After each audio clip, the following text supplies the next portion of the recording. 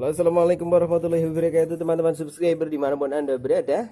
Kali ini kita akan kupas masalah karburator YT115. Ini ya nyari sama dengan punya Eric King ya. Dan di sini karburatornya sudah lumayan, lumayan parah. Perhatikan di dalam sana menggunakan metode MOR, tapi di sini kendor. Jadi si puyer ini kendor terus, maka akan terjadi terlalu boros bahan bakar di RPM atas. Ini harus kencang. Lalu kita akan buka bagian pengaitnya, apakah memang dratnya dol atau memang bagaimana. Nah, ini untuk pola dan metode ngakalinya itu kita lebih baik menggunakan, jangan pakai model seperti ini ya. Ini malah susah dicopot gitu.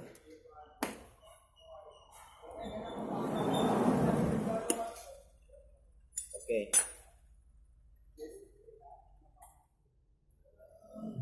Tolong. Oke. Ini ujung dratnya, kemudian di bagian sana ini sudah melalui custom modelnya. Memang dudukannya ambrol. Waduh. Perhatikan. Jadi ini dol. Nah, di sini perhatikan kembali, pernah mengalami dol di bagian ujung dratnya. Kalau pada tipe RX itu kan drat ini akan terkait dengan drat yang ada di sini. Nah, dol lalu di custom dengan cara malah dikroak seperti ini ya, untuk dudukan murnya seperti ini.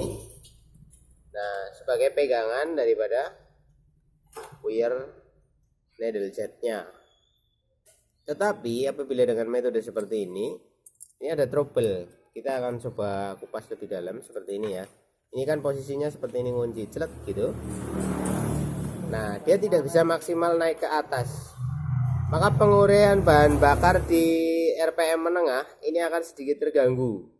Ini motor pasti gandul, performanya nggak dapat karena karburatornya tidak maksimal di RPM tengah. Dalam artian ketika pilot jet dan main jet ini bekerja bersamaan, ini tidak menyembur secara maksimal karena daya tarik anginnya yang di venturi sini, angin kan masuk dari sini, dia akan mengangkat bahan bakar yang ada di sana. Sementara posisinya seperti ini kurang pengabutan. Kita coba lihat lagi polanya. Nah, ketika posisinya seperti ini rata betul, maka kita perhatikan di sana. Nah, ketinggian daripada needle jetnya itu harus segitu. Namun apabila ditambah mur seperti ini, murnya terlalu tinggi ya.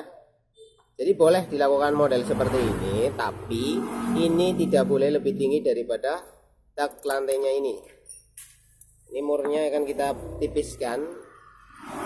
Poinnya adalah kuningan ini harus lebih tinggi dari mur ini. Langsung saja kita gerinda murnya karena sudah adanya seperti ini. Lalu pertanyaan teman-teman mungkin muncul, ini fungsinya apa sih kalau dia tidak sampai kencang? Perhatikan kalau di sini dia kendor. Nah, di sini kendor, maka bahan bakar akan menyusup lewat sini dan lewat sini. Ya, jadi akan terlalu boros di RPM tengah sehingga performanya gantung, malah ngayun. Sekali lagi untuk tipe 2 tak, kalau terlalu banyak bahan bakar itu performanya malah hilang, bukannya nambah. Tapi bahan bakarnya harus pas. Jadi kebanyakan malah nggak bertenaga, kekurangan juga sangat tidak bertenaga. Nah, ketika ini tidak kencang maksimal, bahan bakar akan masuk lewat sini, menyusup, kemudian masuk ke sini ya. Dan dari sini dia akan menerobos saluran-saluran udara yang ada, nyembur lewat sini, berbes istilahnya. Nah, di sini bocor. Oke, kita tangani dulu.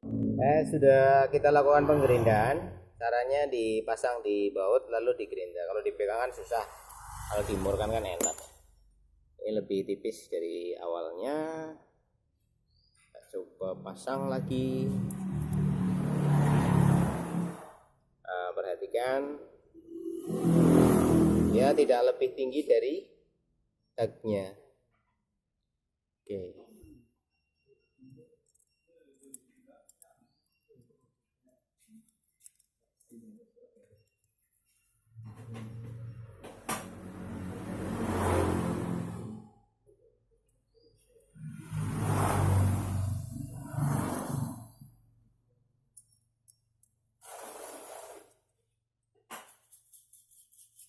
Lalu kita pasang.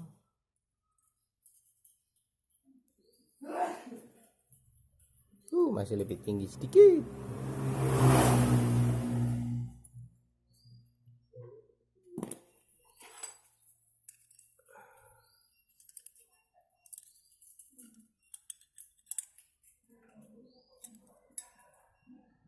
Oke, sip.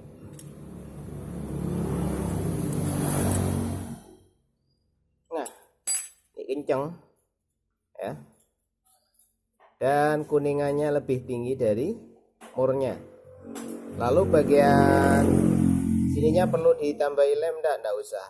Karena apa, di sini sudah cukup kencang. Ya, di sini sudah cukup kencang. Nah, bila kamu khawatir di bagian sampingnya ini bocor, tambahkan lem besi seputaran ini. Tapi pola pasangnya harus sangat hati-hati. Oke, segini aja dulu, kita coba. Yang penting kuningannya ini lebih tinggi dari murnya. Itu metode ngakali kalau karburatornya dol, karena kebanyakan Erik ini bagian sininya dol. Ini udah kencang. Kemudian kita akan ukur pelampungnya. Kalau teman-teman punya karbu masalah bocor, terus setting pelampungnya mungkin belum tepat. Kita coba ukur seperti ini. Oke, perhatikan ini adalah garis vertikal untuk mengukur. Ini terlalu tinggi. Kita turunkan lagi. Kita turunkan lagi. Segini masih terlalu tinggi. Rata, ini harus rata seperti ini. Nah, jadi garis ini dengan pelampung ini sama rata. Yang jadi ukur itu garisnya. Kalau ngobeng kecil, kalau nggak gunting tuh nggak apa-apa sih. Nah, ini untuk ngangkat ini aja.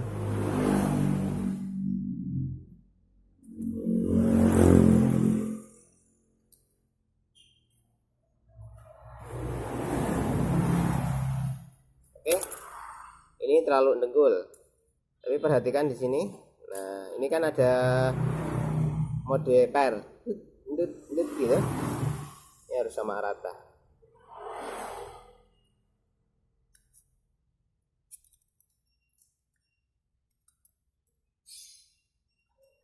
Kurang lebih seperti ini, bro.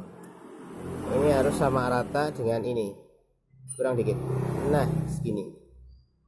Perhatikan kesamaannya. Terus kanan kirinya ini harus diperhatikan. Kadang kan ada yang tinggi sebelah, sini lebih rendah, sini lebih tinggi. Itu juga nggak bagus. Ini harus disesuaikan. Sama. Kanan dan kiri sama tinggi. Ini sama rata. Ini juga. Kalau terjadi pincang, kalau posisi motor tegak dia nggak netes. Tapi kalau di standar samping dia netes. Itu permasalahannya ada di ininya, pincang. Oke, pilot jetnya sudah di sini, mindset sudah. Tinggal dirakit saja. Kemudian biasanya terjadi di sini itu melengkung. Nah, ini juga sudah agak melengkung. Ya, jadi nggak center. Itu akan rembes tengah. Ketika ini ditutupkan nanti akan terjadi celah di sini. Itu tetap berbes. Nah, caranya kalau ini kita suruh luruskan kan susah ya. Ngamplasnya juga sulit. Mainnya di ini. Taknya disesuaikan. Ini kan taknya datar. Ketika kita pasang seperti ini. Nah, seperti ini, maka bagian tengahnya itu melompong. Di bagian sininya. Ini. Ini biasanya akan rembes. Kalau posisi miring rembesnya ngalir ke sini. Nah, tes. Strateginya gimana? Kalau ini disuruh lurus kayaknya nggak mungkin. Jadi ini yang ngikuti bagian sini dengan sini diamplas. Jadi akan ketemu sama-sama menggelung. Ketika diterapkan akan rapat semua, nggak ngambang salah satu sisinya. Tapi harus dilakukan dengan hati-hati. Jangan sampai kelewat ngamplasnya. Ikuti ininya aja. pen pas, jadi tengahnya nggak bolong. Oke, kalau bagian ini sudah, tapi kita lebih main ke arah perpak. Kalau nggak mau melakukan amplas di bagian ininya, bagian sininya tambahkan sedikit perpak dengan kertas minyak yang dibuang plastiknya, lalu ganjalkan di area sini, di double di bagian bawahnya sini, di cover. Nah, lalu dilem, lalu pasang. Dan pola pemasangannya pun dikasih lem sininya. Tapi ngelemnya itu kalau kita menggunakan bahan yang tipe lem tripon, tempelin dulu, jangan sampai deliwer, sampai agak kayak mengering, kemudian pasang. Nah, setelah dipasang, tunggu beberapa menit sampai benar-benar mengeras, baru diisi bensin. Kalau dalam kondisi lemnya masih agak basah kemudian diisi bensin, nanti dia akan larut.